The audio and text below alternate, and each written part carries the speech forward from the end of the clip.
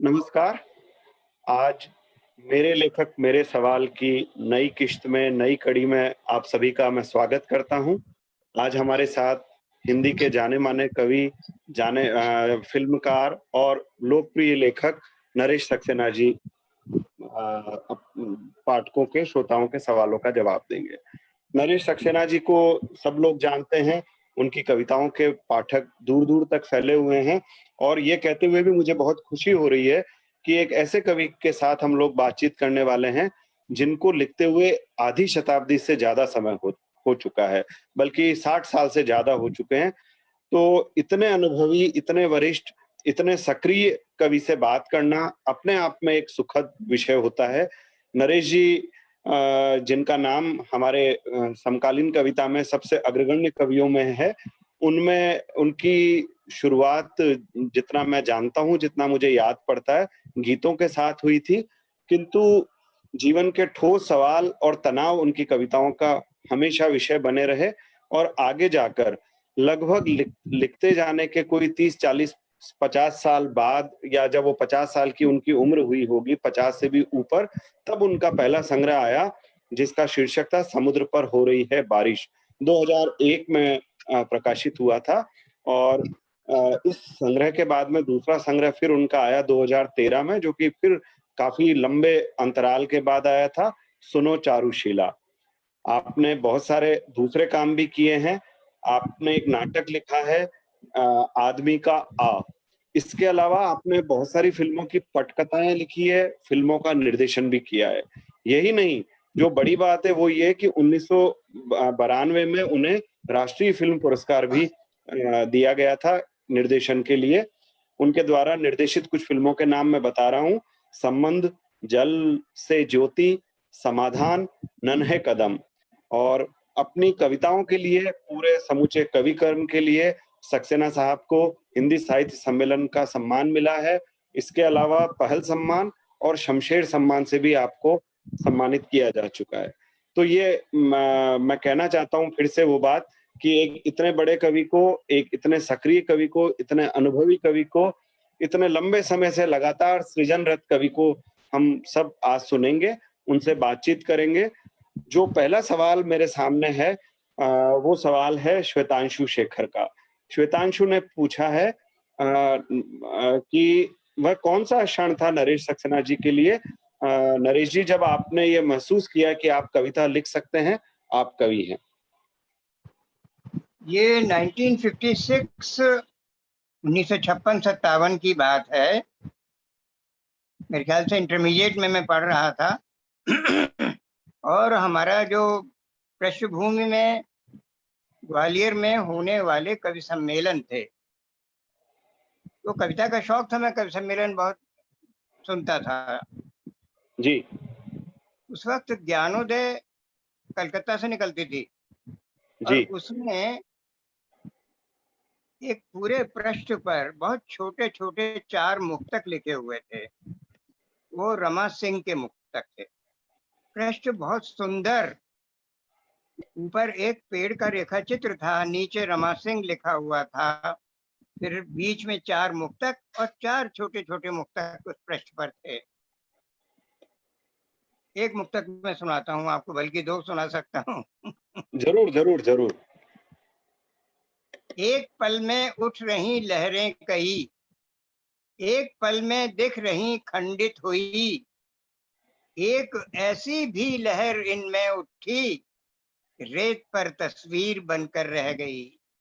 मुझे लगा क्या बात है, एक पल में उठ रही लहरें कई, एक पल में दिख रही खंडित हुई, एक ऐसी भी लहर इनमें उठी, रेत पर तस्वीर बनकर रह गई। मैंने कहा ये तो बड़ा सरल और सुंदर है। एक दूसरा मुक्तक भी मुझे याद है। जी। हर सुबह को शाम बन घिरना यहाँ, हर कली को फूल बन झरना यहाँ, समय के फैले हुए इस सिंधु में एक सरिता की तरह गिरना यहाँ।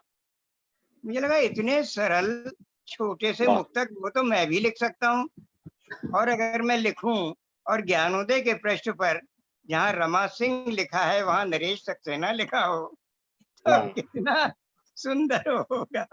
तो मैंने 3-4 दिन के अंदर ही 16-17 मुक्तक लिखे जी, और उनको ज्ञानोदय के संपादक को भेज दिया कि 4 चुन लीजिए इसमें से। जी, जी, जी। और मुझे ये समझिए कि 3-4 दिन बाद ही उनके संपादक जगदीश थे, उनकी चिट्ठी मिली कि आपके फलां-फलां मुक्तक चुन लिए गए हैं। अरे वाह! ये ये 1958 में छपे हैं और वो जी, मेरी पहली रचना मान सकते हैं आप कि वो छंद में छपी है। जी, लेकिन जी, जी। इंटरमीडिएट पास करके मैं चला गया जबलपुर और जबलपुर में मुझे विनोद कुमार शुक्ल मिले, ज्ञान रंजन मिले, हरिशंकर परसाई मिले और मुक्तिबोध मिले। क्योंकि जी, मुक्तिबोध जब भी जबलपुर आते थे तो परसाई जी के घर में ठहरते थे आम तौर पर और उनसे मिलना-जुलना बातचीत होती थी। तो मेरी दुनिया एकदम से, क्योंकि ग्वालियर गीतकारों का शहर था। जी, वहाँ वहाँ हिंदुस्तान के बहुत नामी गीतकार जिसमें वीरेंद्र मिश्र थे, मुकुट बिहारी सरोज थे, बहुत लोग थे। तो लेकिन यहाँ जैसे ही मैं आया तो मेरी दुनिया एकदम बदल गई। हरिशंकर जी। परसाई और मुक्तिबोध और डॉक्टर नामवर सिंह का वहाँ आना हुआ और हुँ, हुँ। उनसे बातचीत बातचीत हुई। तो जितना मेरा पूर्व संस्कार थे, पारंपरिक कविता के संस्कार थे, वो मुक्तिबोध के 1-2 बार मिलने से ही ये समझ लीजिए कि वो खत्म हो गए। और एक अजीबो-गरीब कविता जिसको मेरी समझ में, मैं समझता था कि ये तो मेरी समझ से बाहर है, ये कैसी कविता है? हुँ। विनोद कुमार शुक्ल की कविताएँ ज़रूर मेरी समझ में आती थीं, लेकिन वो भी मुक्तिबोध से बहुत प्रभावित थे।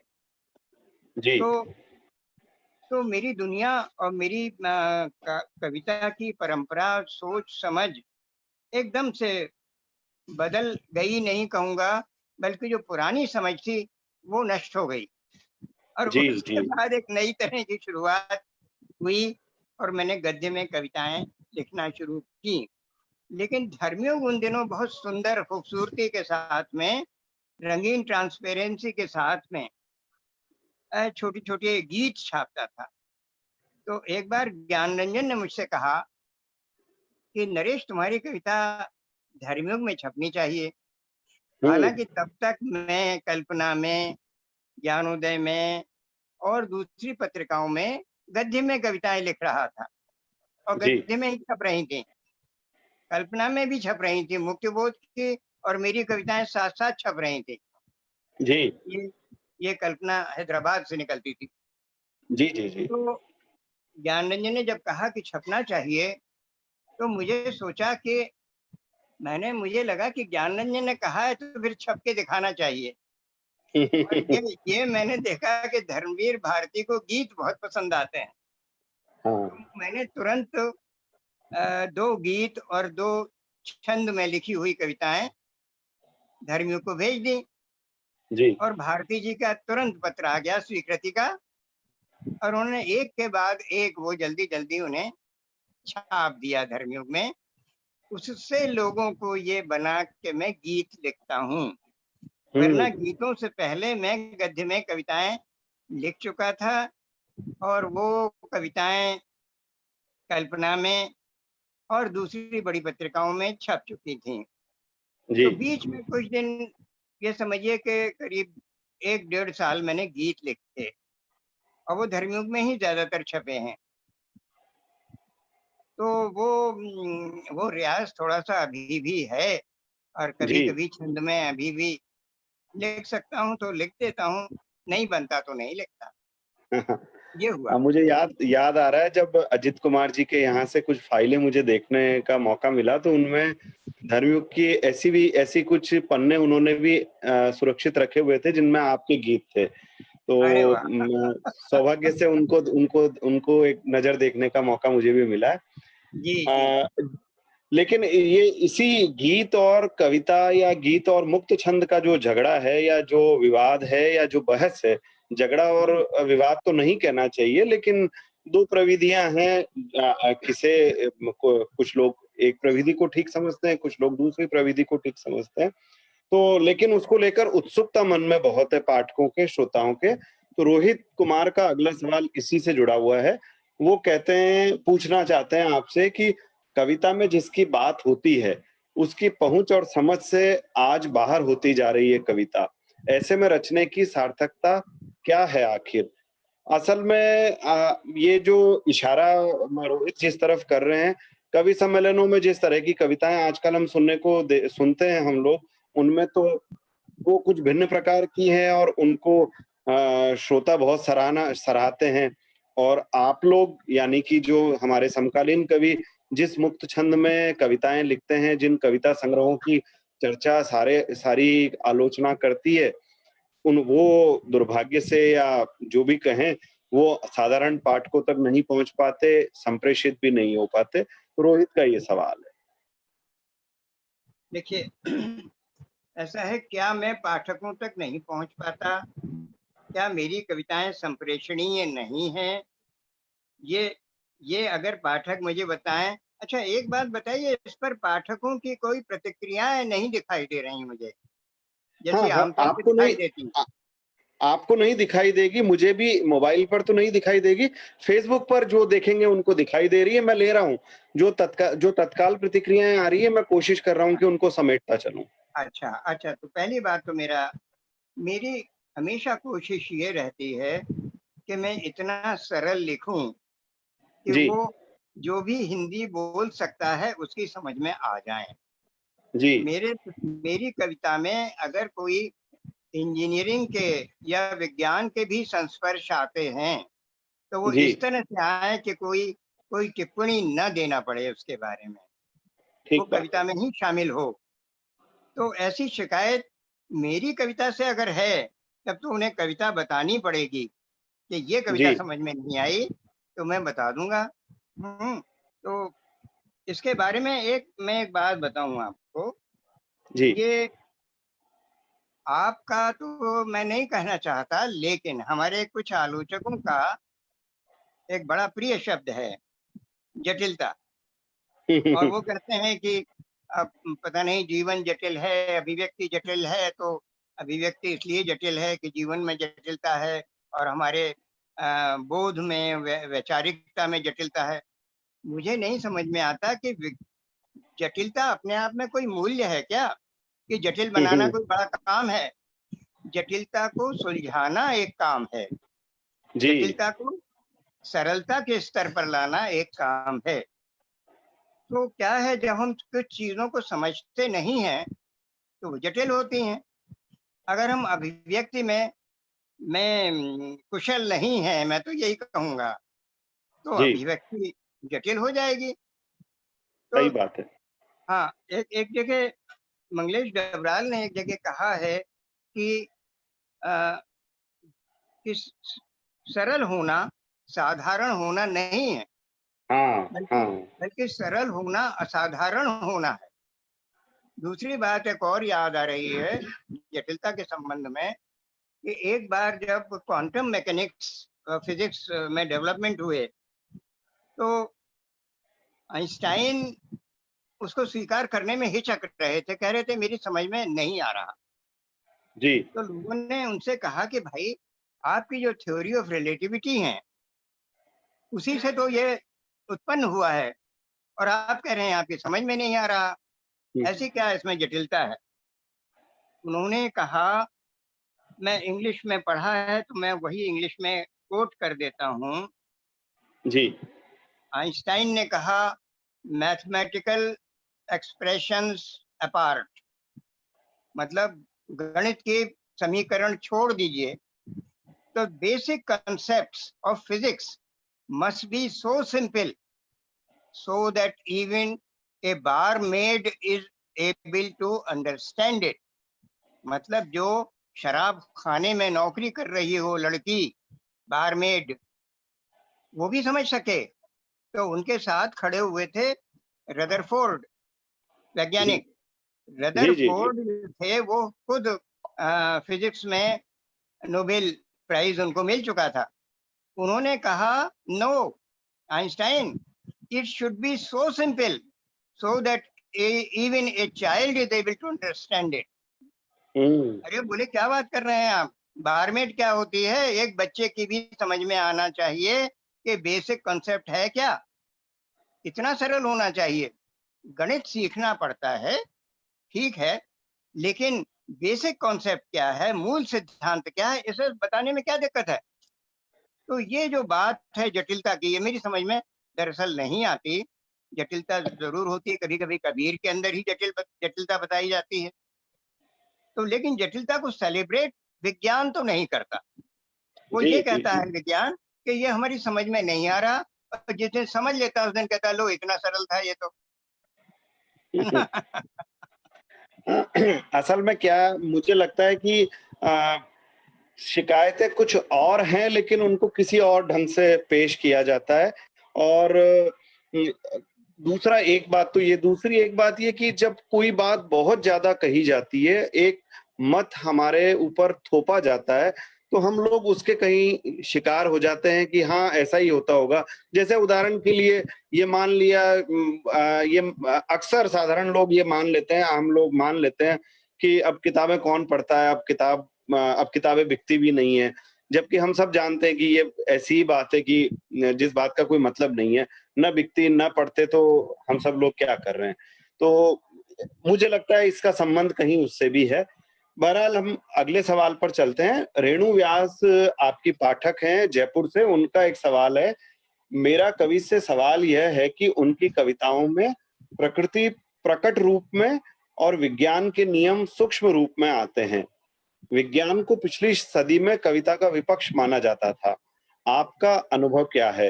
क्या विज्ञान के सिद्धांत कविता की रचना के समय कल्पना की उड़ान को रोकते हैं? बढ़ाते हैं, रोकते नहीं हैं। जी, विज्ञान के सिद्धांत जो हैं वो कविता को संभव बनाते हैं, रोकना तो बड़ी गलत बात है। वो क्यों रोकेंगे, वो तो आपको कल्पनाशील बनाने में, और अगर कलाओं में कल्पनाशीलता नहीं होगी, कविता में और साहित्य में कल्पनाशीलता नहीं होगी, तो जी, विज्ञान संभव ही नहीं होगा।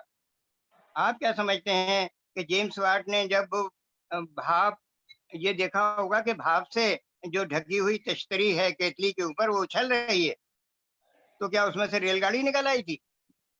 अरे उसने देखा था कि भाप के अंदर ताकत है, ये तश्तरी को उठा देती है, उठा के पटक जी, देती है। जी, तो इसका मतलब ये, उसने तब कल्पना की कि इस ताकत का कोई ऐसा इस्तेमाल किया जा सकता है जो मनुष्य के क्षमता के बाहर है।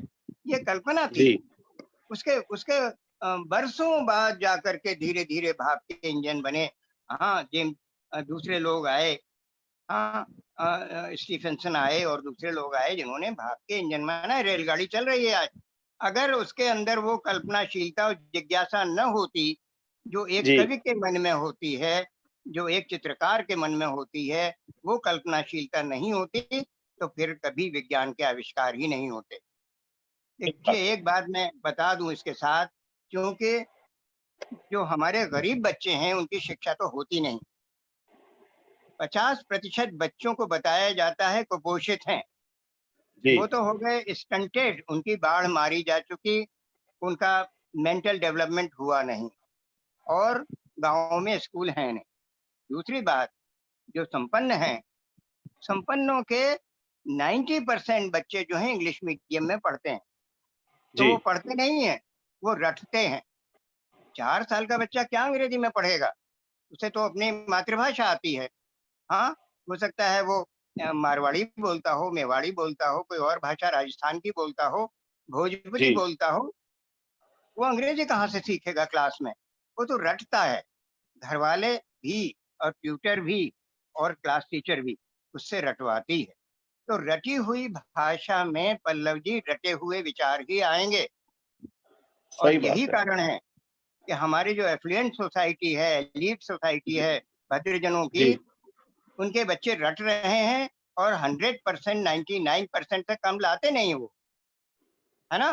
ठीक है, लेकिन ठीक नतीजा बात क्या है। हुआ कि भारत की आजादी के बाद 73 सालों में एक भी विश्व स्तरीय अनुसंधान भारत में नहीं हुआ। तो क्यों? जी, आजादी से पहले तो हुए थे। आजादी से हम्म। पहले सीवी रमन थे, जी चंद्रशेखर थे, एहसन जी बोस थे, इन जी। इनको नोबेल मिल रहे थे। तो उसका कारण एक ही है कि आजादी से पहले हमारी भाषाएं गुलाम नहीं थीं। उन्हीं भाषाओं में लड़कर हमने अंग्रेजों को भारत से बाहर निकाला, और आजाद होते ही हमारी भाषाएं गुलाम हो गईं और सारे बच्चे इंग्लिश मीडियम हो गए, जो सोच नहीं पाते, रटी हुई भाषा में रटे हुए विचारों से काम चलाते हैं और ठीक 90% बात है। लाते हैं। सही आप बात देखिए ना, है, सही कोरिया बात। कोरिया को देखिए, साउथ कोरिया के टेक्नोलॉजी के विकास को देखिए। हाँ, और उनकी भाषा कोरियन में पढ़ते हैं। जी चीनियों का विकास देखिए, उनके बच्चे चीनी भाषा में पढ़ते हैं, मैंडरिन में। जापान को देखिए, उनके बच्चे जापानी में कोई अंग्रेजी में नहीं पढ़ता। ये सिर्फ गुलाम देश, गरीब और गुलाम देश हैं जो ये काम करते हैं, और उनके यहाँ कोई इन्वेंशन, कोई कोई विज्ञान का चम होता नहीं, संभव भी सही नहीं, बात। होगा भी नहीं। दुखद है। अ, अगला सवाल है उदयपुर से सदाशिव श्रोत्री जी का। श्रोत्री जी पूछ रहे हैं, मेरी ओर से पूछें कि एक कवि के रूप में क्या वे अपनी काव्य रचना के क्षण को किसी विशिष्ट अनुभव जैसा महसूस करते हैं? हाँ, काव्य रचना का श्रम जो है थोड़ा सा परेशान करने वाला होता है।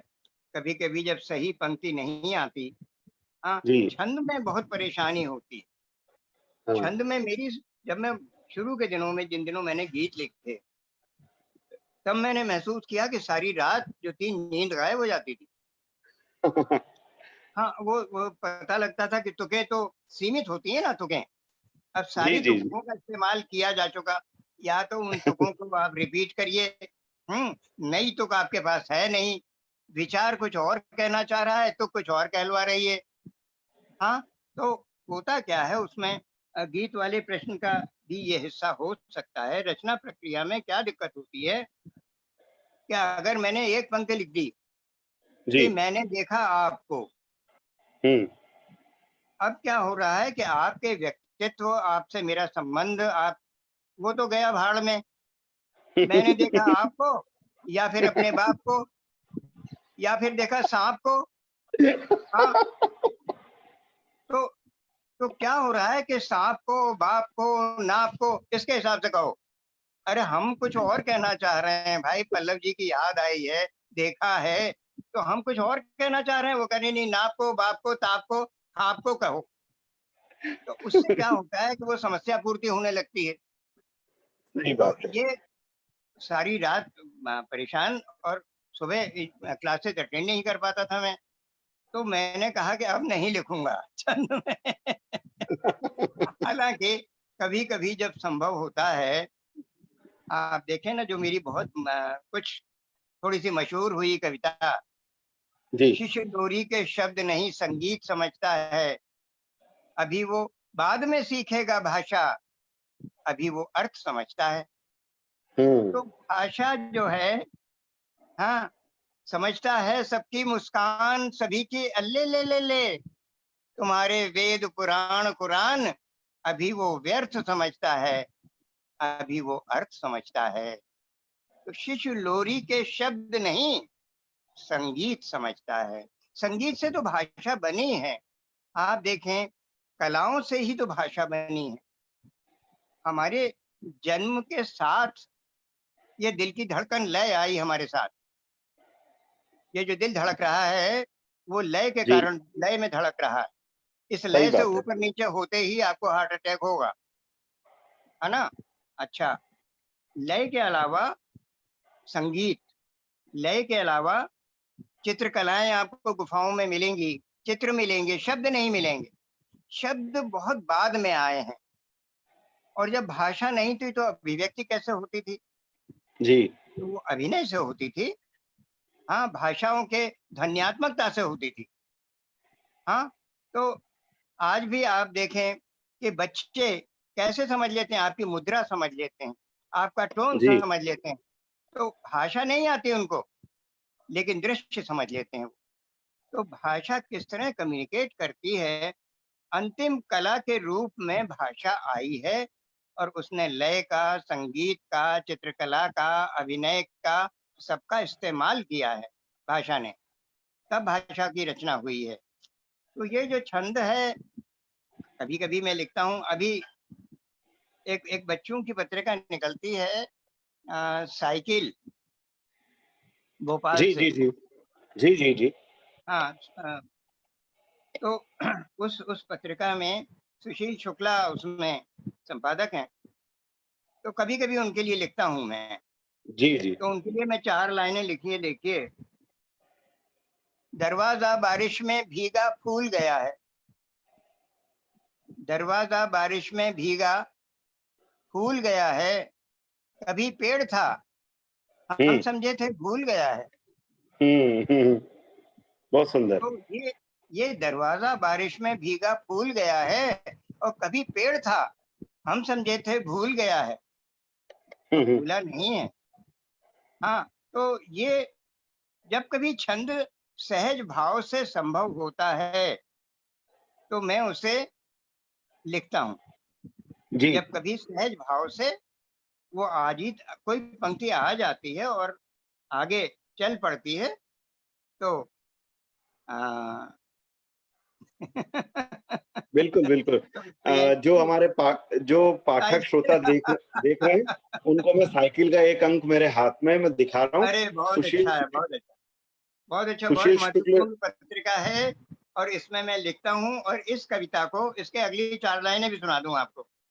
जी, जी, इस जी। कविता की, अब न चौखटे में अपने फिट बैठ रहा है। हुँ, ये वही है, दरवाजा बारिश में भीगा फूल गया है। अब हुँ, न चौखटे में अपने फिट बैठ रहा है, इतनी कीलें ठुकी हुई पर ऐंठ रहा है। हुँ, अब न चौखटे में अपने फिट बैठ रहा है, इतनी कीलें ठुकी हुई पर ऐंठ रहा है। बारिश छूने ज्यों कुछ बाहर झूल गया है, हुँ। बारिश छूने ज्यों कुछ बाहर झूल गया है। कभी पेड़ था हम समझे थे भूल गया है। अब ये भूल गया है और झूल गया है। हुँ, हुँ। तो लेकिन वो बाधा नहीं बन रही, वो तुकें बाधा नहीं बन रही है इस कविता में, मेरी जी। सहजता से आ रही हैं और अपनी बात भी कह रही हैं। तो जब संभव हो, कविता दोनों तरह से लिखी जाती है, कोई निषेध नहीं है। अगर ऐसा होता तो कबीर और तुलसी अप्रासंगिक हो गए होते, वो कविता कविता ही नहीं रहती। तो ऐसा नहीं होता। ये शिकायत दरअसल उन उन गीतकारों की है जो, क्षमा करिए, बहुत अच्छी कविता नहीं लिख पाते। ठीक वरना बात है। रघुवीर सहाय ने तो छंद में लिखा, जी, रघुवीर सहाय ने लिखा छंद में, और केदारनाथ सिंह ने लिखा छंद में। त्रिलोचन मैं ने। भी छंद में लिख लेता हूँ। तो शिकायत कौन कर रहा है? ये वो गीतकार कर रहे हैं। अरे भाई, मंच पर करोड़ों रुपए कमाते हैं इन गीतों को लिख करके, शिकायत क्या है? और फिल्मों में गीत लिखो तो लाखों रुपए कमाए जा सही सकते हैं। बात लिखते है, क्यों नहीं वहां जाकर? सही बात फिल्म में जाकर क्यों नहीं लिखते? तो अगर सस्ते तुकों वाले गीत लिखना है और थोड़ा बहुत अपना पैसा और नाम कमा लिया है, तो शिकायत ये करते हैं कि पल्लव जी हमारी समीक्षा क्यों नहीं करते किताब की। है। तो हाँ, शिकायत आपसे है, हमसे। असली कष्ट हमसे वही नहीं है। है कोई शिकायत, उनकी शिकायत आपसे है। आप उनके बारे में देखिए।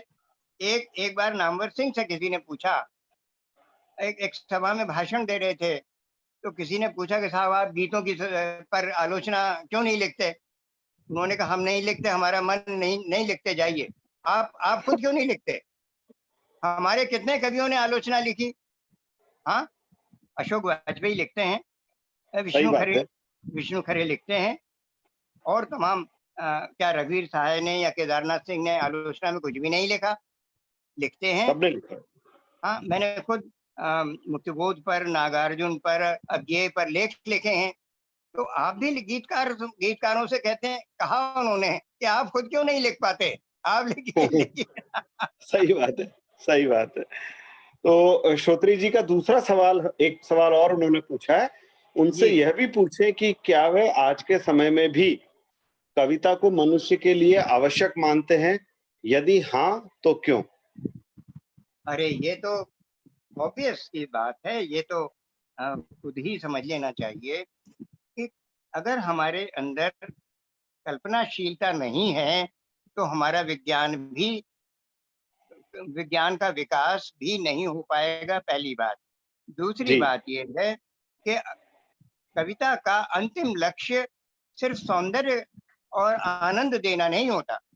सौंदर्य और आनंद का काम तो वो करती ही है कविता, लेकिन उसका जी, अंतिम लक्ष्य संवेदना जगाना होता है, मनुष्य के भीतर दया का, करुणा का, क्षमा का भाव जगाना होता है।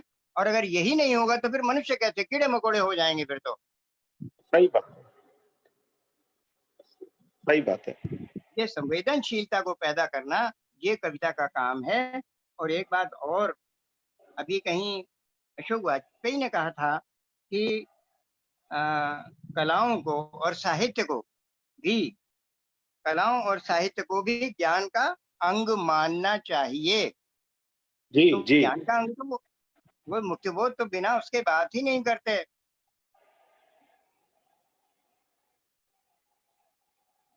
बिल्कुल। आपकी आवाज़ चली गई है शायद। फ़ोन के हाथ मत लगाइए, किसी से कह दीजिए आवाज़ आपकी बंद हो गई है। तो आवाज आ रही ना मेरी? आ गई, आ गई, आ गई, आ गई। तो ठीक है, राखी से जी, कह भी दो फोन में। जी, तो जी, तो ये जो बात है, उन्होंने उन्हें ऐसा क्यों कहना पड़ा कि साहित्य और कलाएं भी ज्ञान का अंग हैं? वो जी, शायद इसलिए कि ये मान लिया जाता है कि जिसने एमए और एमफिल और पीएचडी वगैरह किया है,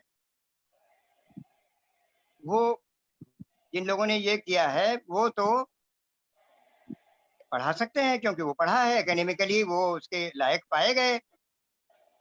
और जो कविता करते हैं या साहित्य लिखते हैं, वो पता नहीं बता पाएंगे नहीं, क्योंकि बहुत से कवि कई बार ऐसा कर देते हैं कि उनसे कविता का अर्थ पूछिए तो कहते हैं ये मेरा काम नहीं है। अरे भाई, आपने लिखी है तो फिर किसका काम है ये बताना? सही बात है, आपने खुद सही ही बात लिखा है और खुद ही कह रहे हैं कि कविता का अर्थ बताना मेरा काम नहीं है। कोई है। अर्थ आपके पास जरूर है, उसे तो बता दीजिए। तो वो खुद ये भ्रम कई बार कर देते हैं पैदा। लेकिन मैं चूंकि हिंदी में बेपढ़ा लिखा मान लीजिए मुझे, मेरा हाई स्कूल के बाद हिंदी मैंने नहीं पढ़ी है, मेरा विषय ही नहीं रहा। इंटरमीडिएट में फिजिक्स, केमिस्ट्री, मैथमेटिक्स और एक पेपर इंग्लिश का होता था। उसके जी, बाद वो भी खत्म हो गया। तो फिर मैंने पोस्ट ग्रेजुएशन एमई तक भी पढ़ा, पूरे जीवन इंजीनियरिंग की। कविता और साहित्य और आलोचना से मेरा रिश्ता जैसा हुआ वैसा ही हुआ। हाँ, लेकिन कई बार मुझे लगता है कि आलोचना में उन सवालों से मुंह मोड़ लिया है जिनका वो आलोचना में इस्तेमाल करते हैं, उसे समझाते नहीं है। तो मेरी शिकायत भी सुन लीजिए। जी, जी, वो जी। ये है, नामवर सिंह का एक लेख है कविता क्या है। उससे पहले हुँ, आचार्य रामचंद्र शुक्ल का बहुत लंबा लेख है कि कविता क्या है। लेकिन वो नमूने और उदाहरण नहीं बताते अपनी बात के। उसमें उस लेख में आप देखेंगे कि समकालीन कविता के उदाहरण नहीं है कि देखिए ये जो बात मैं कह रहा हूँ उसका नमूना ये है, समझ में आ जाएगा। नामवर सिंह ने भी वो नमूने नहीं बताए। और विश्वनाथ प्रसाद तिवारी की भी एक पूरी किताब है कविता क्या है, और नमूने वहां भी नहीं है। जब आप कहते हैं किसी कविता के लिए कि इसकी अंतर्वस्तु, तो बताइए भाई अंतर्वस्तु किस कविता की कौन सी अंतर्वस्तु है, तो बताते नहीं है। अंतर्वस्तु क्या होता है? कई बार रिफ्रेशर कोर्सेज में, जिसमें एमए और बाकी सारे डिग्रियां प्राप्त विद्यार्थी होते हैं, तो खुद ही पढ़ाने वाले होते हैं, आचार्य लोग होते हैं वो। शिलोंग में ऐसा पहली बार मुझे हुआ कि वहाँ के विश्वविद्यालय के हिंदी विभाग में मैं बोल रहा था। तो मैंने उनसे पूछा कि ये बताइए कि अंतर्वस्तु क्या होती है। हुँ, तो चुप पूरा क्लास। मैंने कहा कुछ तो बताइए, तो कुछ बताने को तैयार नहीं थे। कि साहब अंतर्वस्तु क्या होती है। हमने कहा अच्छा ये बताइए कि कोई चीज ले लीजिए कि ये कुर्सी थी, तो मैंने कुर्सी की अंतर्वस्तु क्या है? तो बोले साहब लकड़ी की बनी है। मैंने कहा लकड़ी की बनी है, लकड़ी की अंतर्वस्तु अग्नि है, वो लकड़ी की कुर्सी के अंतर्वस्तु क्या है? तो क्या आप ये जो कुर्सी पड़ी हुई है आपके आचार्य की खाली हो तो इसमें बैठ सकते हैं? बोले नहीं बैठ सकते। वो हमारे साहब विभागाध्यक्ष है, उनकी कुर्सी पे कैसे बैठ जाएंगे? तो हमने कहा कुर्सी की अंतर्वस्तु सत्ता है और कुर्सी लकड़ी की बनी है, तो लकड़ी की अंतर्वस्तु अग्नि है, ऊर्जा है। बोले सर ये तो बड़ी अच्छी बात बताई आपने। हमने कहा, क्यों? बोले हमको आज तक ऐसा किसी ने बताया ही नहीं था कि कविता की भी अंतर्वस्तु होती है। तो ये देखना होगा कविता का विषय क्या है और उसकी अंतर्वस्तु कुछ और हो सकती है। कविता का विषय कुछ और हो सकता है, अंतर्वस्तु कुछ और हो सकती है। तो इस तरह की चीजें, या संरचना कहेंगे, ये कविता की संरचना। अब संरचना में छंद हो तो आप मात्राएं बता देंगे, लेकिन अगर गद्य में लिखी होगी तब संरचना में क्या बताएंगे? तो ये बताते नहीं हैं। मेरा कहना ये है कि संरचना क्या होती है, किस कविता में वो संरचना। मैं आपको एक कविता सुनाता हूँ। जी। एक फूल खिला, आलोक वर्मा की कविता है, जिनका नाम कवि के रूप में लोग ज्यादा जानते नहीं हैं। एक फूल खिला,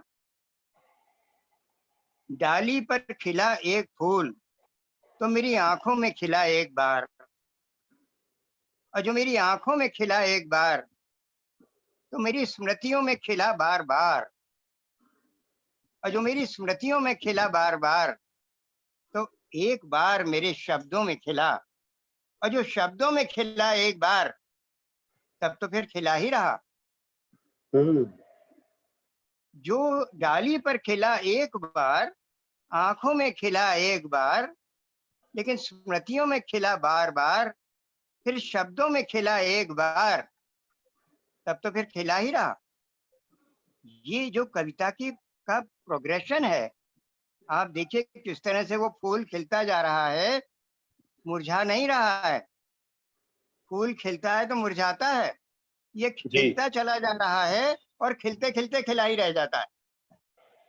क्या बात है! तो इसका जो सही। डेवलपमेंट है कि जैसे एक टहनी है, टहनी में एक छोटी टहनी है, उसमें कुछ पत्तियां हैं, पत्तियों के सिरे पर एक फूल है। ये कविता लीनियर डेवलपमेंट की पोएम है, जैसे कि एक वृक्ष का विकास होता है, उसका फॉर्मेशन है इसमें। लेकिन अगर दूसरी कोई कविता लें, दूसरी कविता का उदाहरण लें, पुल पार करने से पुल पार होता है, नदी पार नहीं होती। वाह।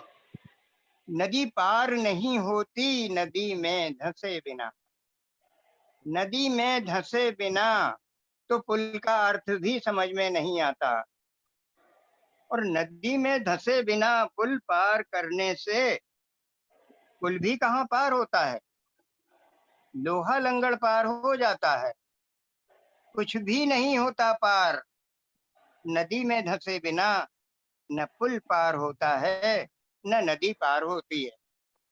अब आप देखें इस कविता के स्ट्रक्चर को, देखें जरा, इसको कहते हैं संरचना। इस स्ट्रक्चर में पुल पार करने से पुल पार होता है, नदी पार नहीं होती, नदी पार नहीं होती नदी में धंसे बिना। आपको गिरधर की कुंडलियां याद होंगी? जी गिरधर जी जी। तहां न बैठिए, जहाँ को देव उठाए, और जहाँ को देव उठाए बात पूछे ते कहिए। यानी पंक्ति को दोहरा करके फिर नई जगह ले जाते हैं।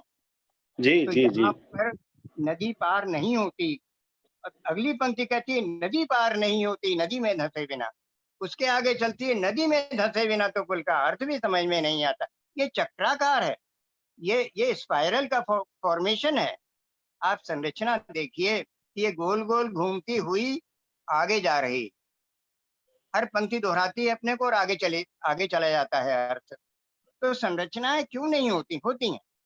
आप कहें तो मैं और संरचनाएं बताऊं आपको, और वो इसलिए कि जी, मैं पढ़ता था संरचना, तो मैं सोचता था जी। संरचना होती क्या है यार ये? फिर कहीं कहीं कहीं लिखा होता था अंतर्वस्तु। अंतर्वस्तु समझाने वाला कोई नहीं है, क्या होती है? फिर मैंने समझना खुद ही शुरू किया। अब मैं ये श्योर नहीं हूँ पल्लव जी कि मैं सही जी। कह रहा हूँ कि गलत कह रहा हूँ, तो इसमें आपकी मदद की जरूरत मुझे जरूर है। आप आप बिल्कुल सही कह रहे हैं और जो श्रोता पाठक सुन रहे हैं हमारे सारे, वो जानते हैं कि ये जो जो कविता भी आपने सुनाई, पुल पार करने से नदी पार नहीं होती, हिंदी की सबसे अधिक उद्धृत की जाने वाली पंक्तियों में से एक है। नरेश सक्सेना जी की, जिसे मैं एक तरह से ये कह सकता हूँ सिग्नेचर पोएम्स में से एक पोएम है। बहरहाल मैं आगे कुछ और कविताएँ आपसे सुनने का आग्रह भी आया है मेरे पास, वो मैं आपके सामने रखूँगा। एक सवाल और बीच में मैं लेना ज़रूरी समझ रहा हूँ। सुंदर शर्मा जी का सवाल है, वो पूछ रहे हैं कि लंबे समय तक कविताएँ लिखते रहने पर भी आपने इतनी देर से कविता संग्रह छपवाया। क्या आजकल के अधीर कवियों से कुछ कहना चाहेंगे? और ये देर से छपवाने की वजह क्या थी?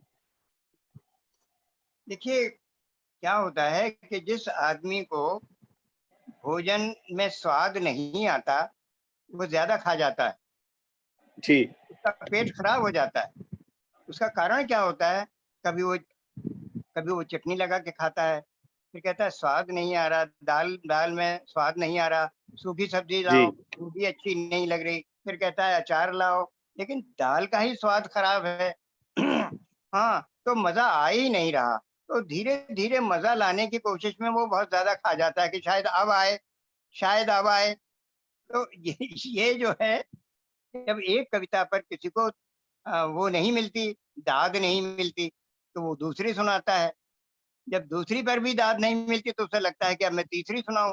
कोई तीसरी, तो आम तौर पे आप देखें असफल कवि कवि सम्मेलन में सबसे ज्यादा कविताएं सुनाता है, अगर उसको मौका मिल जाए तो। अच्छा, फिर उसे लगता है कि इतनी कविताएं मैं लिख रहा हूँ, 2 साल हो गए और कोई मेरी कविता का उल्लेख नहीं करता, तो शायद संग्रह छपाने से ऐसा होगा। संग्रह छपाता है, फिर एक संग्रह से काम नहीं चलता तो वो 2-3 छपा लेता है। फिर छपाता चला जाता है। तो 2 बातें बताऊंगा कि मैं कविता से पहले बांसुरी बजाता था, और जी, मुझे बहुत बहुत बहुत तालियां बजती थी। माउथ ऑर्गन बजाता था तो बहुत तालियां बजती थी। मैं कुछ नाटकों में भी कुछ करता था। मैं फिल्मों के बारे में भी सोचता था और बहुत देखता था फिल्मों को। तो क्योंकि जब वो मेरी पहली फिल्म थी एक्चुअली सेलुलाइट पर, जिसे मुझे वो नेशनल अवार्ड मिला है, और उसी साल ये लता मंगेशकर को बेस्ट बेस्ट सिंगर अवार्ड उसी साल मिला था, और अमिताभ बच्चन को बेस्ट एक्टर अवार्ड उसी साल मिला था। और अग्निपथ के लिए। गोविंद नहलानी भी मेरे साथ थे, क्योंकि जी, उनको सृष्टि हिंदी फिल्म का, और मेरी और गोविंद नहलानी की फिल्म दिल्ली के आपके वो जो अ, एक एक साथ दिखाई गई थी। दोनों नाम एक साथ लिखे थे और दोनों बराबर बराबर लिखे हुए थे।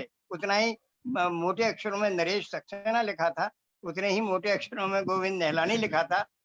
और मैं आश्चर्य से देख रहा था कि ये कैसा कैसा कैसा चमत्कार है कि मैं मेरी फिल्म जो है वो सीरी फोर्ट ऑडिटोरियम में आज विज्ञापित है, और एक डायरेक्टर की जगह नरेश सक्सेना लिखा हुआ है। क्या बात है! तो मैं बहुत से काम, संगीत का भी कुछ काम कर रहा था। मैंने सीरियल बनाए हैं बहुत सारे। अब वो अब विज्ञापित नहीं है क्योंकि उनके बारे में मैं कभी बताता नहीं। ये जुगलबंदी जो गिरिराज किशोर का उपन्यास है, जुगलबंदी पर सीरियल मैंने बनाया है, और हाँ, अपने लिखे दूरदर्शन पर हुए, आता था। हाँ, और अपने अपने लिखे सीरियल तो मैंने, उस वक्त ये तमाम चैनल नहीं थे, तो दिल्ली दूरदर्शन के लिए भी बनाया, भोपाल दूरदर्शन के लिए बनाया, लखनऊ दूरदर्शन के लिए बनाया।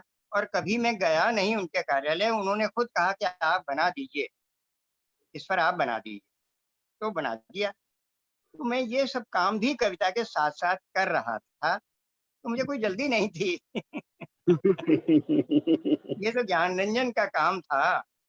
जी और जी एक, जी हाँ, और एक बात बता दूं, ये मेरी पहली किताब तो ज्ञान रंजन नहीं छपवाई, ये समुद्र पर हो रही है बारिश, जी क्योंकि वो मुझे, उन्होंने तय कर लिया था अपने मित्रों के साथ बैठ करके कि मुझे पहल सम्मान वो देना चाहते थे, और जी किताब नहीं थी।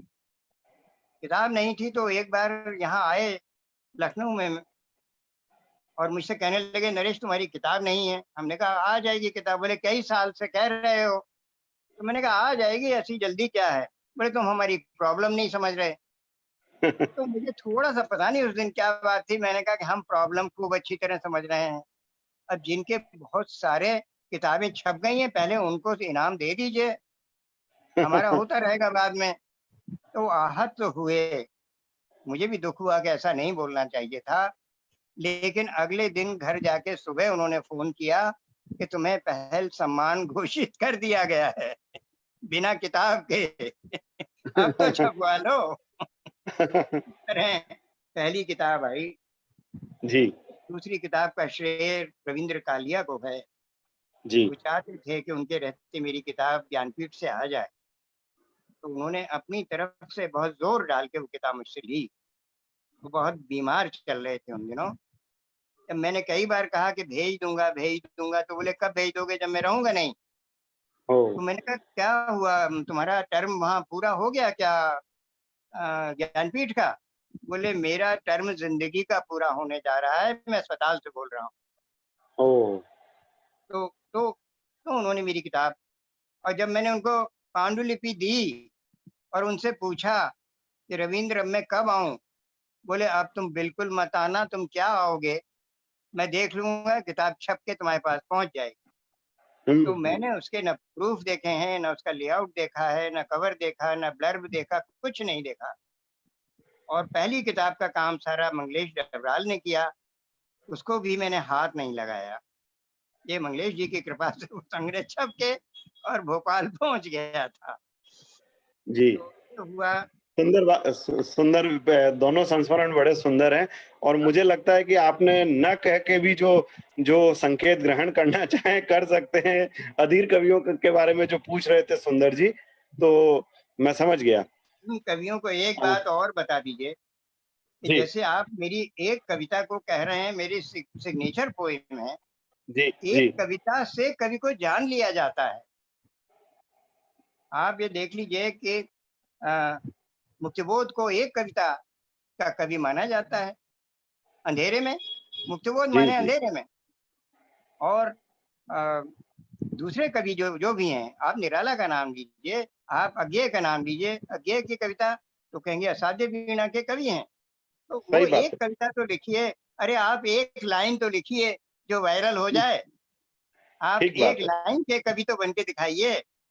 ठीक आप तो बात बहुत सारे संग्रहों के कवि हो जाते हैं।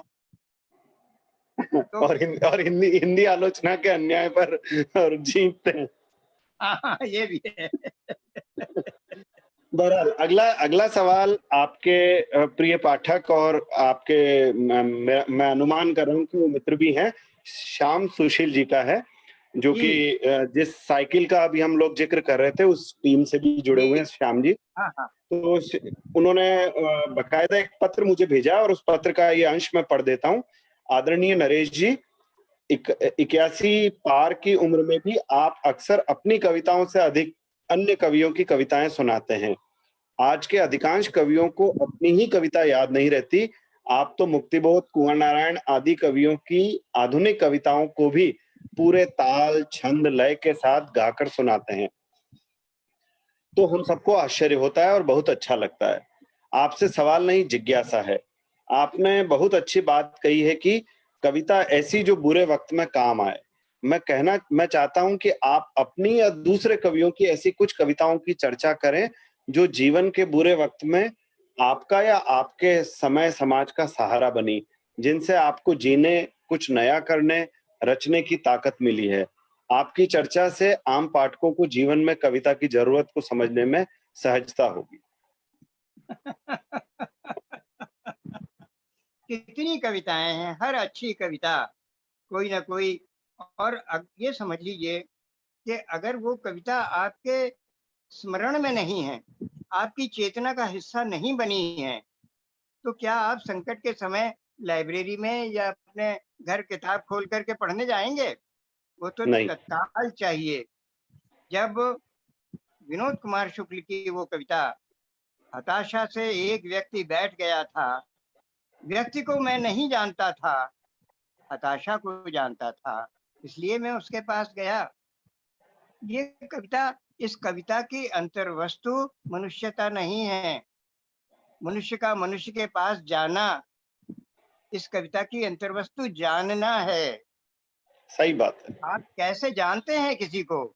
आप अगर उसकी हताशा निराशा को नहीं जानते, उससे उससे उसके प्रेम से और उसकी घृणा से उसको नहीं जानते, तो आप क्या जानते हैं? आंख नाक कान मुंह से क्या जानते हैं? आप किसी को कुछ नहीं जानते। ये कविता जानने के बारे में, मनुष्य को मनुष्य की तरह जानने के बारे में बहुत कुछ बताती है। सच्ची बात बताती है कि हताशा से एक व्यक्ति बैठ गया था, व्यक्ति को मैं नहीं जानता था, हताशा को जानता था, इसलिए मैं उसके पास गया। मैंने उसकी तरफ हाथ बढ़ाया, वो मुझे नहीं जानता था, हाथ बढ़ाने को जानता था। हम दोनों साथ साथ चले, हम दोनों एक दूसरे को नहीं जानते थे, साथ साथ चलना जानते थे। वाह। तो आप इसकी संरचना को भी देखिए, नहीं जानता था, जानता था, नहीं जानता था, जानता था। ये तो गद्य में गीत तत्व है। ये गाने की तरह लौट लौट के आ रहा है। इसकी संरचना को भी समझिए, इसकी अंतर्वस्तु को भी समझिए। और बिल्कुल। और ये भी मुझे बताइएगा, न सही अभी, कभी तो बताइएगा कि मैं जो कह रहा हूँ बिना पढ़ा लिखा आदमी जो कह रहा है आपसे। पर वो कबीर की पंक्ति है ना, मैं कहता आंखन की देखी, तू कहता कागज की लिखी। तो हम मास्टरों के पास कुछ नहीं है, जो है कवि के पास ही है। हमें ही आना पड़ेगा आपके पास, आपको हमारे पास आने की जी जरूरत जी। नहीं है। ये मेरा, आपका चेहरा चला गया, मेरा भी चला गया होगा, या मेरा है? आपकी आवाज तो आ रही है, पर कुछ कनेक्टिविटी में प्रॉब्लम है शायद। कनेक्टिविटी में। अरे ऋषि, ऋषि, राघव, अब ये दोनों चले गए। कोई बात नहीं, कोई बात नहीं, कोई बात नहीं। आवाज आपकी तो आ आवाज आ रही रही है। है, कोई दिक्कत नहीं हाँ। है। हाँ, आ जाएगा, चेहरा भी आ जाएगा। हम लोग बातचीत करते रह सकते हैं, मेरा ऐसा अनुमान है, कोई इसमें दिक्कत नहीं है। तो जो हाँ बताइए। सुंदर बात आपसे सुनने को मिल रही है। एक सवाल पूछा है चौपाल के संपादक डॉक्टर कामेश्वर प्रसाद सिंह ने, अभी अभी आपको, आपकी जानकारी में होगा, उन्होंने केदार जी पर एक बहुत बड़ा अंक निकाला है। तो उन्होंने पूछा है कि साहित्य की दुनिया में आपने लंबा समय व्यतीत किया है, जी, आपकी दृष्टि में किसी साहित्यकार पर निकलने वाला कोई विशेषांक, किसी पत्रिका का विशेषांक कैसा होना चाहिए? मेरे ऊपर? माफ कीजिएगा, मैं श्रोताओं, नहीं नहीं नहीं, हाँ, आपकी आवाज आ गई, आ गई। वो ये जी, जानना चाहते हैं कि किसी भी लेखक पर अगर कोई पत्रिका विशेषांक निकाले तो वो कैसा होना चाहिए? विशेषांक कैसा होना चाहिए? जी जी जी। हेलो। हाँ जी जी, ये आवाज आ रही है। आवाज आ रही है, अभी आ रही है कि नहीं? बिल्कुल आ रही है, आप बोलते रहें। अच्छा तो ठीक है फिर। तो विशेषांक कैसा होना चाहिए? अगर किसी के ऊपर निकल रहा है विशेषांक, तो उसके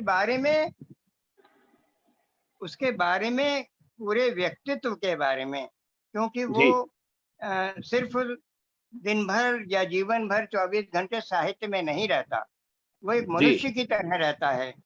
तो उसके मनुष्य की तरह, एक साधारण मनुष्य की तरह नहाता धोता है, कपड़े बदलता है, दोस्तों से और घर वालों से मिलता जुलता है।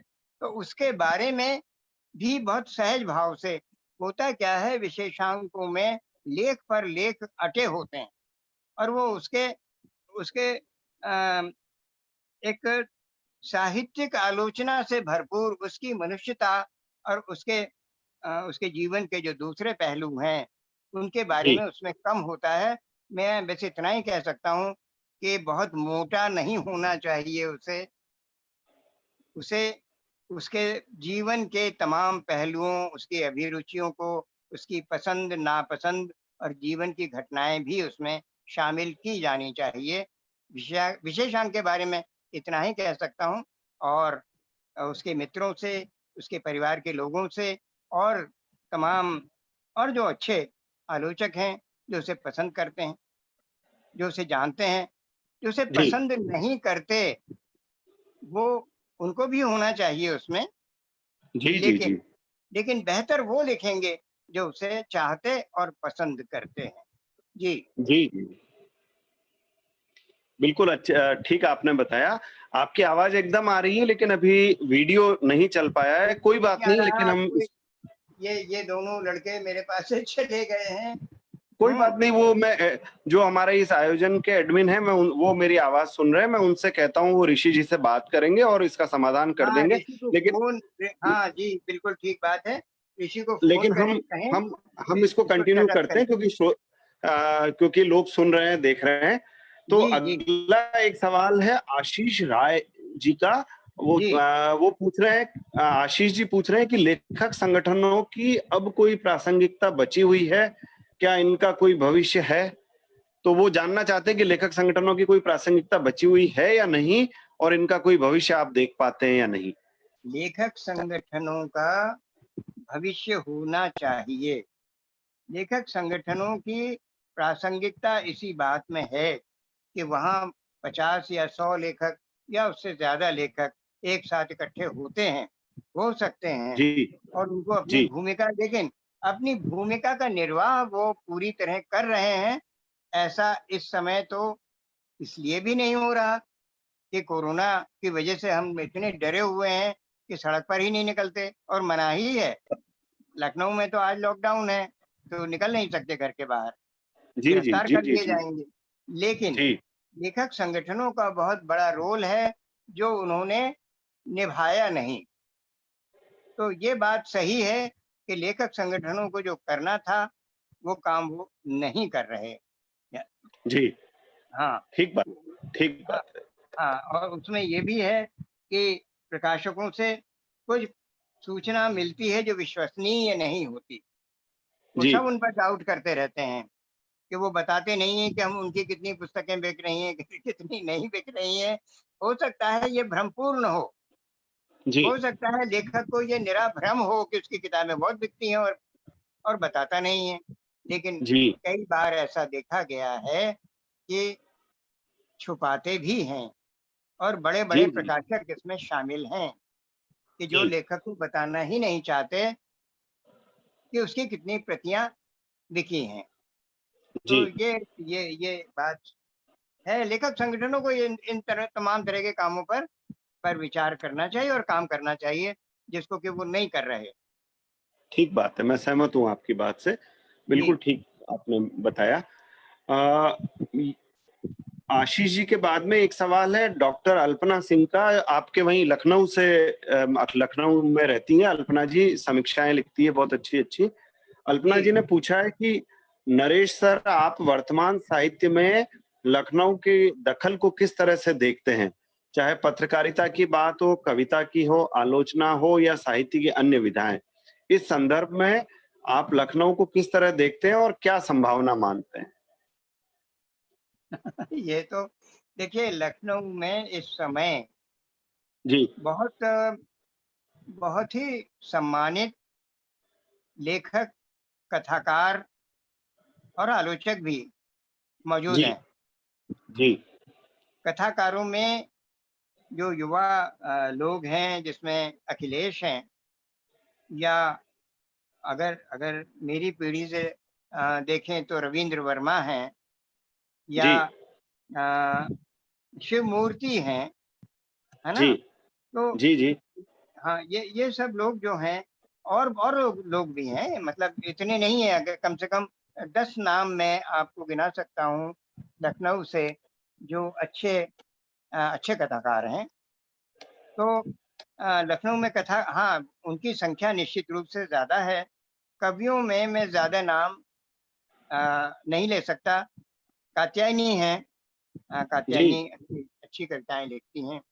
तो जी, जी, वीरेंद्र यादव ने कम से कम प्रेमचंद पर तो बहुत बहुत ही अच्छे, बहुत सुंदर लेख लिखे हैं। उन्हें उनके पढ़ा अलावा जाना भी चाहिए। लगातार फेसबुक पर वीरेंद्र जी की जो सक्रियता है वो उत्साह जी बढ़ाने वाली है हम सबका। जी जी जी।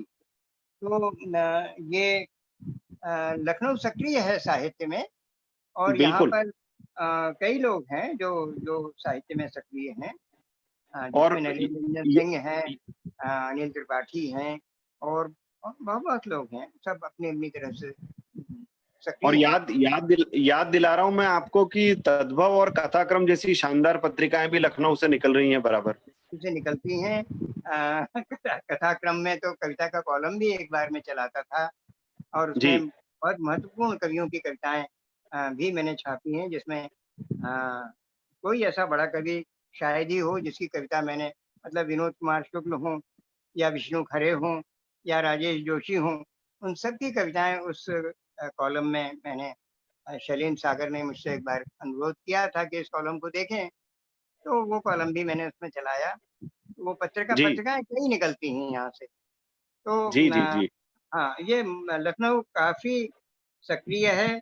और यहाँ से एक अखबार निकलता है, सुभाष राय निकालते हैं, जन संदेश टाइम्स। हाँ, हाँ, हाँ, हाँ, आपको बिल्कुल, आश्चर्य होगा कि उस बहुत छोटा छोटा इस सेंस में कि उसके पृष्ठ की संख्या इन दिनों बहुत घट के 8 पृष्ठ, शायद 8 पृष्ठ रह गए हैं, जी, लेकिन कोई भी महत्वपूर्ण साहित्यिक घटना एक तो वहां से चूकती नहीं है, और कभी जी, कभी मुखपृष्ठ पर छपती है। हिंदी का बिल्कुल, शायद वो अकेला अकेला अखबार होगा जो अपने मुख पृष्ठ पर साहित्य की खबर छापता है, और कभी कभी सही बात, पूरा पृष्ठ साहित्य का देता है। सही बात है, हाँ सही बात है, बिल्कुल सही बात है। अभी आपको ये बता रहा हूँ मैं कि एक टिप्पणी आई है आपके इस वक्तव्य को सुनकर आशीष त्रिपाठी जी की, जी जो लेखक संगठनों वाली बात आपने कही उस पर कि कितना प्यार है इस अंदाज में, ये हमारे पुराने प्रगतिशील लेखकों का विशेष गुण है। तो जी इस टिप्पणी के बाद अब अगला सवाल जो है वो है अ, अशोक शुक्ला जी का। अशोक शुक्ला जी पूछ रहे हैं कि आपने अनेक कविताएं लिखी हैं, उसमें से आपकी पसंदीदा कविता कौन-सी है और आपका पसंदीदा संग्रह कौन-सा मेरे मेरे दो ही तो संग्रह हैं। है? हाँ, और मुझे अपनी ज्यादातर कविताएं बहुत पसंद हैं। कुछ ज्यादा पॉपुलर हो गई हैं, कुछ कम पॉपुलर हुई हैं, लेकिन जो कम पॉपुलर हैं वो भी मुझे लगता है कि बहुत महत्वपूर्ण कविताएं हैं। एक बात तो ये। दूसरी बात जी, ये कि दो संग्रहों में मैं किसे महत्वपूर्ण बताऊं, दोनों महत्वपूर्ण है मेरे लिए तो।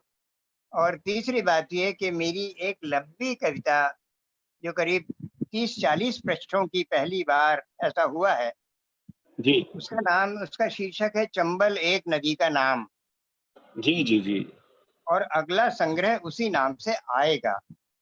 जी, ये ये पहली कविता है जिसे पढ़ते हुए मैं जगह जगह मेरा कंठ अवरुद्ध हो जाता है, आंसू आ जाते हैं, मैं ठीक से पढ़ नहीं पाता इस कविता को। जी, और जी, जी, जी, और कई बार ऐसा देखा है कि श्रोताओं में कई लोग इसको सुनकर मेरे साथ साथ वो भी रोने लगते हैं। ये जी, ये ऐसा ऐसा कई बार हुआ है। ये पहली ऐसी कविता है जो मुझे इतना, क्योंकि वो शायद अ, सच्ची घटना इतनी सच्ची है कि मेरी अपनी और भी कई कविताएं थी जो कि अ, ऐसा होता है कि अ, मेरा कंठ रुक जाता था, जिसमें से एक कविता थी उसे ले गए। जी, तो जो है, अरे कोई देखो मेरे आंगन में गिरा, कटकर गिरा मेरा नीम, गिरा मेरी हुँ, सखियों का झूलना, बेटे का पालना गिरा। हुँ, उस कविता को पढ़ते हुए भी मैं अक्सर भावुक हो जाता था। राघव राघव इसमें से इमेज चली गई, इमेज नहीं है अब। नहीं, आवाज सुन रहे हैं। आवाज़ आ रही है राघव जी, इसमें से वीडियो बंद हो गया है, आप देख लीजिए आवाज कोई। कुछ शायद दब गया या कुछ ऐसा हुआ है। चला गया है वो कनेक्शन। पीछे को बुलाओ ना, पीछे को बुलाओ, ये भी चला जाए। पीछे को बुलाओ। आवाज आ रही है? आवाज बराबर आ रही है, केवल अच्छा वीडियो ठीक है, बंद तो हुआ है। ठीक है, इसको देखते हैं और आगे बताइए, चलिए। जी, जी, जी, चलिए अगला तो अगला एक एक और छोटा-सा सवाल है मोहित वर्मा का। आपके प्रिय कवि कौन है और आपके प्रिय कथाकार कौन है? मेरे प्रिय कवि, तो मैंने अभी कुछ नाम लिए होंगे। विनोद कुमार जी, शुक्ल का नाम शायद पहले लिया, है ना? जी, तो वो जी, भी जी, मेरे प्रिय हैं। विनोद कुमार शुक्ल बहुत प्रिय हैं। जी, और इसके साथ साथ मैं किनके नाम लूं? अ, अब रहे नहीं, विष्णु खरे भी मुझे प्रिय थे। वो जी, कई जी, जी, तरह की कविता को कुछ बहुत अच्छी कविताओं के कारण भी प्रिय थे, और कुछ सोच विचार के स्तर पर भी वो कुछ ऐसे काम करते थे। तो जी, जी, वो भी थे। अशोक वाजपेयी भी कभी कभी जो है ऐसे, उनकी एक पंक्ति मैं सुनाता हूँ आपको, अशोक वाजपेयी की एक जी, पंक्ति मैं सुना दूंगा आपको। जो ज़रूर, ज़रूर। आ गया, वीडियो आ गया। चलिए, वो उनकी एक पंक्ति है, दृश्य एक पर्दा है। दृश्य एक पर्दा है। अरे हम तो समझते थे कि पर्दे के पीछे दृश्य है, लेकिन वो कह रहे हैं दृश्य ही एक पर्दा है। जो दिखाया जा रहा है उसके पीछे कुछ छुपाया जा रहा है असल में। वाह! और और बहुत अगर बढ़िया। भौतिक रूप से फिजिकली देखें कि जो सामने दृश्य है वो चाहे लोगों का हो, पेड़ों का हो, उसके पीछे जो दृश्य है उसके ऊपर वो दृश्य पर्दा है। क्योंकि उससे दृश्य की एक निरंतरता है उसके पीछे, जिसे हम जी, नहीं देख पा रहे हैं। तो ये एक पंक्ति मात्र जो है, दृश्य एक पर्दा है, एक बड़ी बात कह जाती है। आप देखें इस बात को कि जी, या हमारे जिनकी आपने पत्रिका दिखाई साइकिल, वो तो जी, बहुत ही प्यारे कवि हैं, बहुत सुंदर। उनकी आश्चर्य की बात ये होगी कि उनकी कोई कविता आज तक प्रकाशित नहीं है। अब आप सुनिए उनकी कविता की पंक्ति, जो जी, अभी लेटेस्ट मैंने सुनी है। वो है, धरती धरती माँ, धरती माँ के धरती माँ, इतने इतने सारे बच्चे, कितने सारे बच्चे,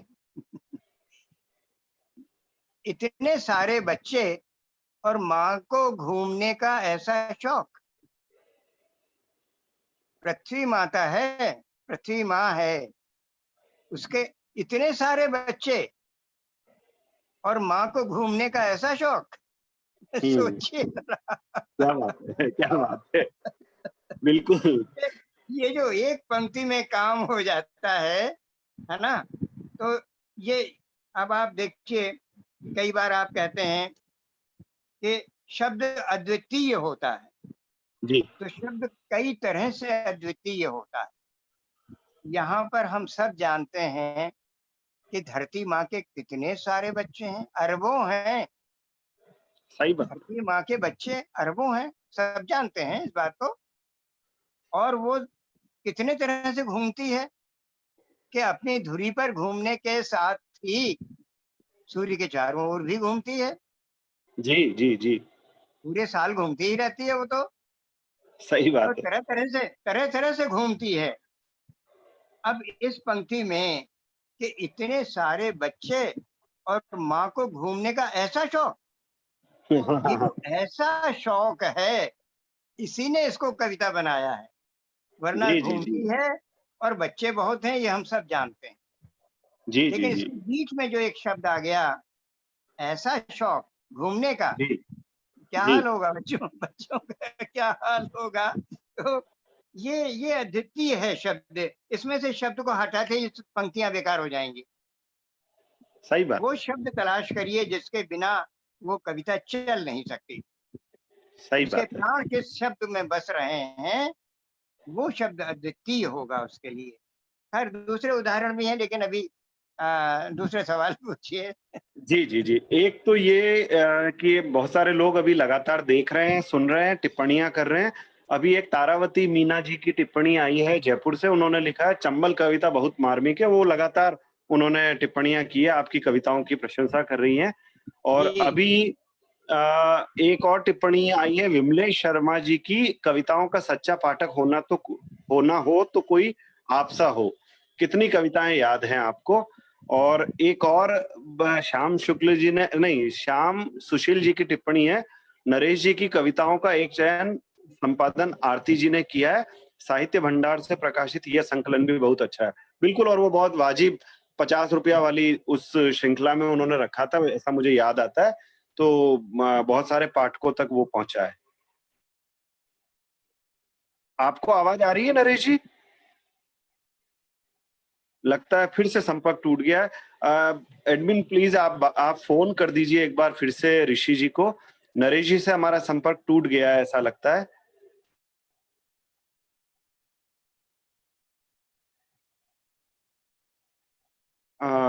माफ़ी चाहता हूँ, ये आज कुछ तकनीकी व्यवधान आ रहे हैं। इन्हीं तकनीकी व्यवधानों की वजह से बातचीत भी लगभग 6-7 मिनट देर से शुरू हो पाई थी। इंटरनेट की कुछ समस्या है लखनऊ में, या उनके अपने लैपटॉप या मोबाइल में कोई समस्या है, जिसकी वजह से ये दूसरी बार फिर ये दिक्कत आई है। हम ना उनकी आवाज़ सुन पा रहे हैं, ना उनका वीडियो देख पा रहे हैं। मैं जो हमारे एडमिन हैं उनसे मैं कह रहा हूँ, उनसे आग्रह कर रहा हूँ कि वीडियो सुचारू हो जाए, इसके लिए कुछ करें।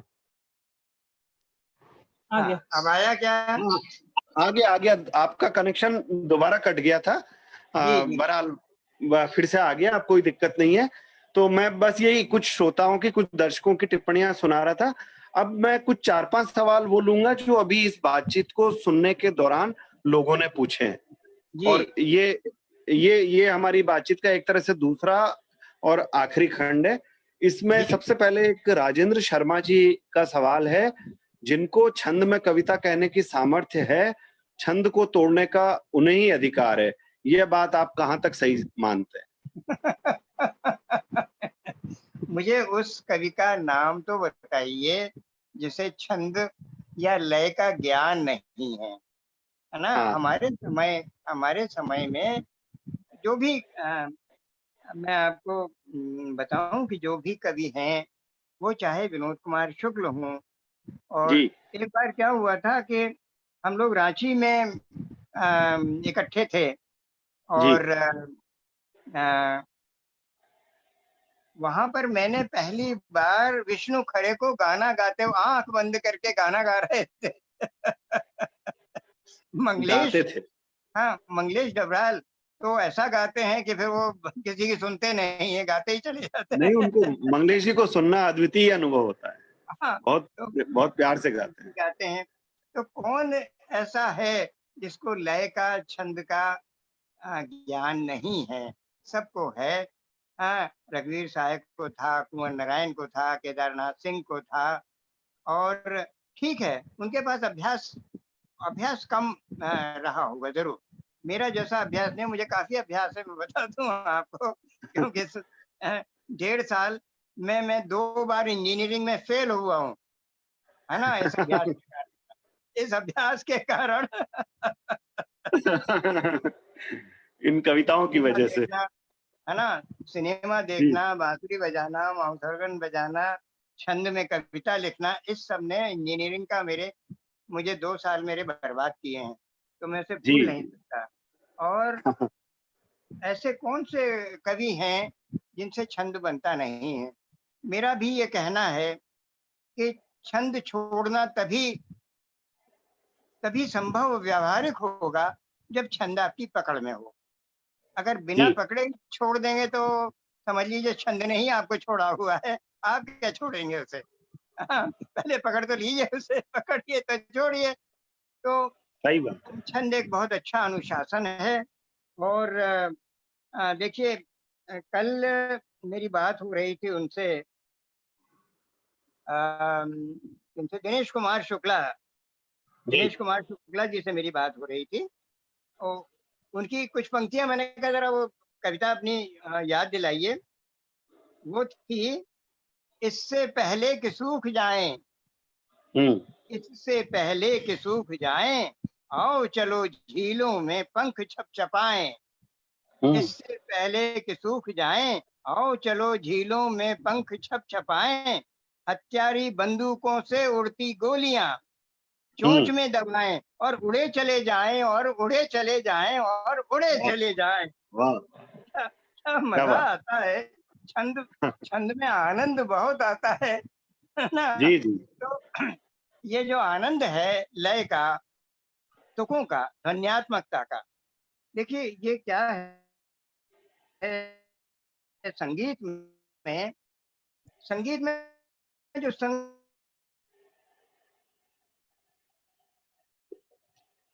और पाइथागोरस ने तो दिया था कि इन फ्रीक्वेंसीज में ये फिर स्टकअप हुआ क्या नहीं, जो फ्रीक्वेंसीज हैं उन फ्रीक्वेंसी जी से जरा भी आगे पीछे होगा तो एक बेसुरा सुर भी पूरी बंदिश को आपको बिगाड़ के रख देगा, फिर आप सुन नहीं पाएंगे।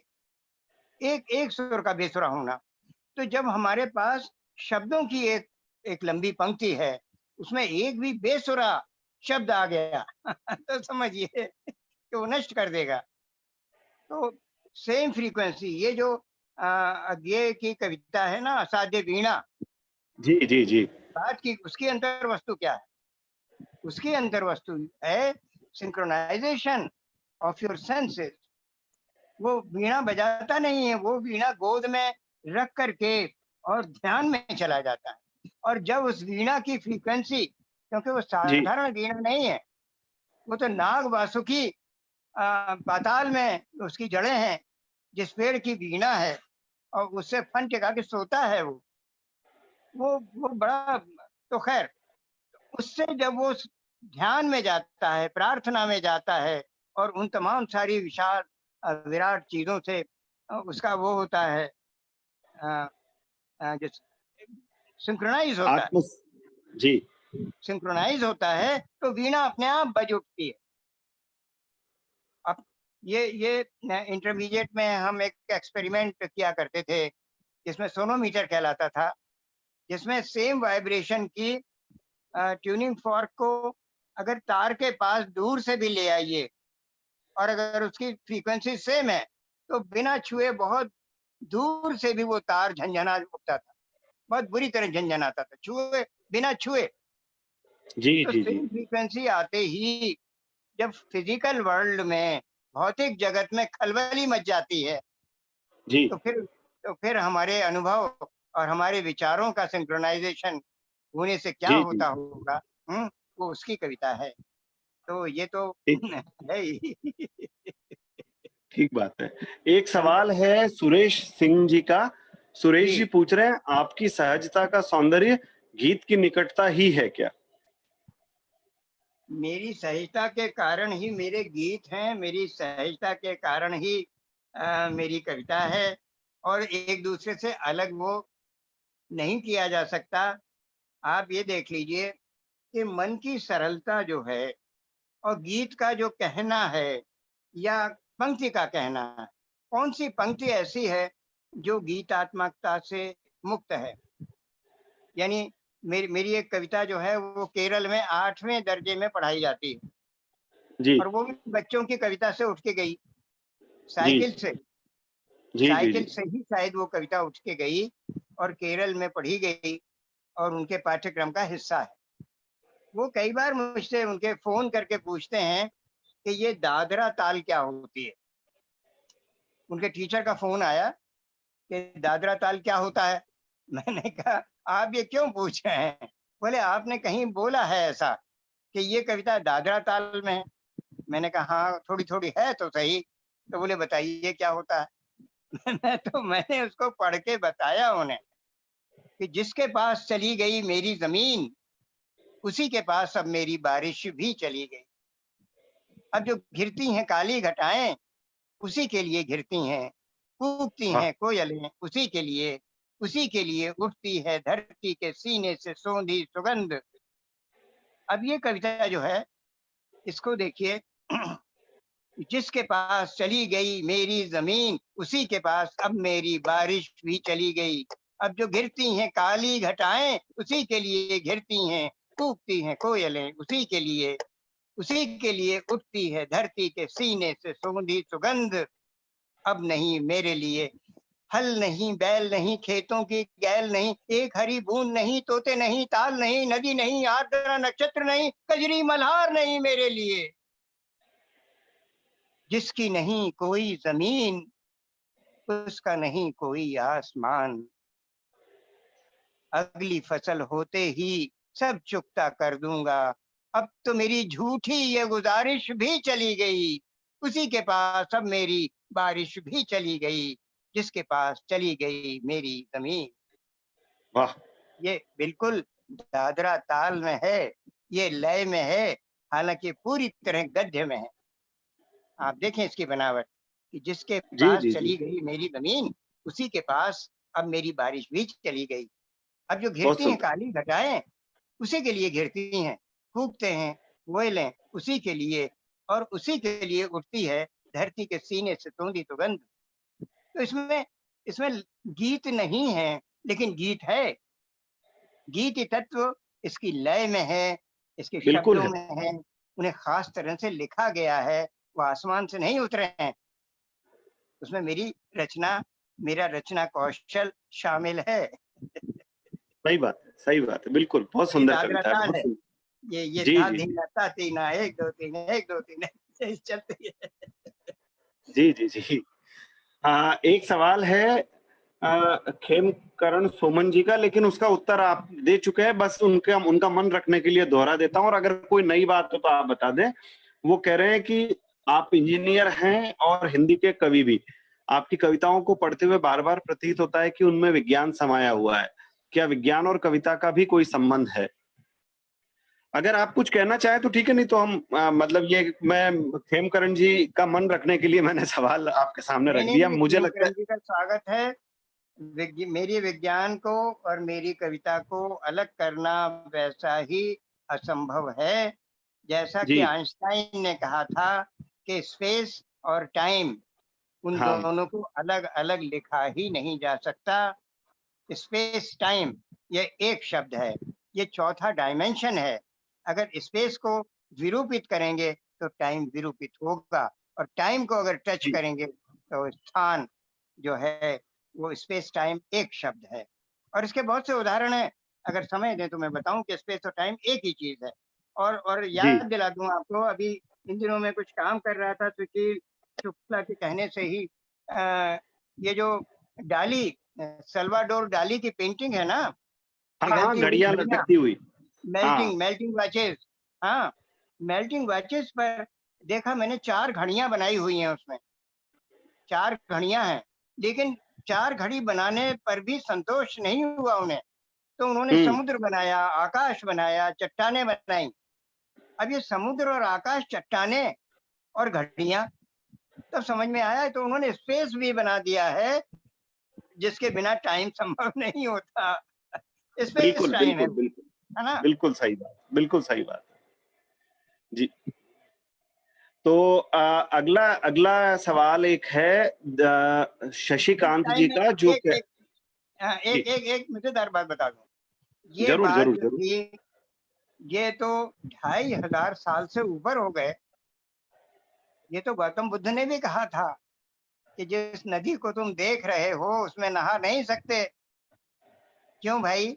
तो वो जब तक वहां पहुंचोगे वो तो गई, गई। वो तो निकल गया, वो जल निकल गया, अब दूसरा जल आ रहा है, उसमें सही बात। नहाओगे, है ना। तो ये क्या थी?